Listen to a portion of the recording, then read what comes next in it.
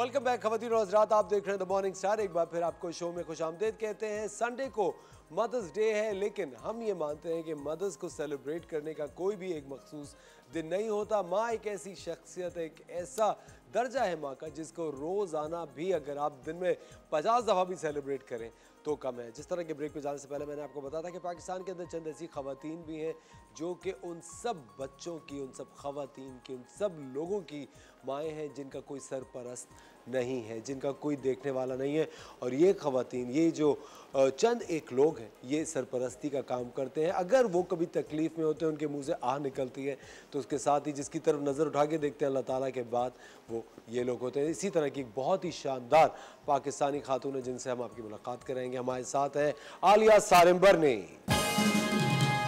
अस्सलाम वालेकुम भाभी, कैसी हैं आप? अल्लाह का करम। बहुत दिन बाद मुलाकात हो रही है आपसे। बिल्कुल, लेकिन मुझे लग नहीं रहा कि इतना वक्त गुजर गया। आप देखिए, जो रिश्ते सच्चे होते हैं ना, उनमें ये चीज़ नहीं आती। प्योरिटी बहुत ज़रूरी है हर रिश्ते में। एब्सोल्युटली। अच्छा आलिया भाभी, जैसे कि आप जानती हैं कि आज हम मदर्स डे सेलिब्रेट कर रहे हैं। मुझे एक बात बताएं, आप एक इतनी प्रोफाउंड शख्सियत हैं, आपका 27 साल का एक टेन्योर है काम करने का, आप कब से काम कर रही हैं और आप कितने सारे लोगों की एक माँ का आप रूप है उनके लिए, जिनकी अपनी माएँ नहीं है। इवन कि जो ख़वातीन आपसे उम्र में बड़ी होंगी वो भी आपको माँ समझती होंगी, क्योंकि देखिए सरपरस्ती करना, तरबियत करना, ख्याल रखना, माँ फीलिंग है असल में।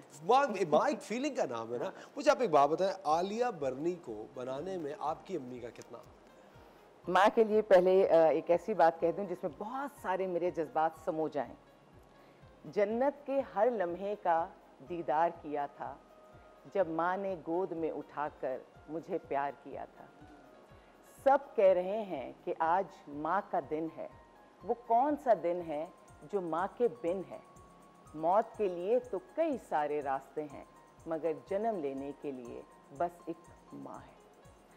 माँ के लिए जब मैं बात करती हूँ तो पहले तो ये कह दूँ कि मेरी माँ हयात नहीं है, तो जब मैं माँ कहती हूँ तो मुंह मीठा हो जाता है, दिल अफसुर्दा हो जाता है, जज्बात इतने हो जाते हैं कि पानी मैंने अपने आसपास ही रख लिया है, क्योंकि बात करते हुए आप बह जाते हैं उस रौ में। बिल्कुल सही बात। आप कह रहे हैं मैं माँ हूँ, आपने मेरी माँ का कहा, तो मैं तो छोटी सी बच्ची हूँ।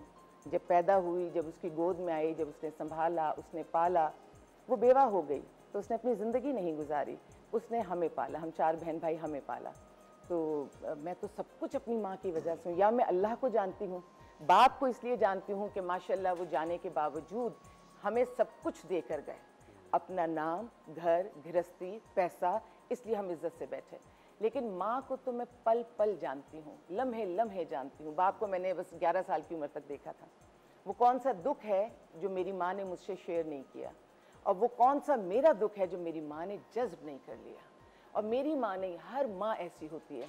आज अगर असफर कोई भी चीज़ मुझ में आपको अच्छी नज़र आती है, वो अल्लाह के बाद मेरी माँ की देन है।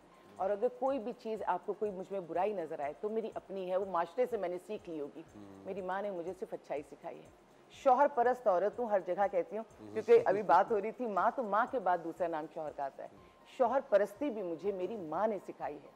जब वो जवानी में बेवा हो गई तो उन्होंने कहा ज़िंदगी में मर्द एक ही आता है, और उनके पास तो बेहतरीन आया था, तो जिनके पास नहीं आता वो दूसरी तीसरी तरफ जाती है, कोई मुज़ायका नहीं है।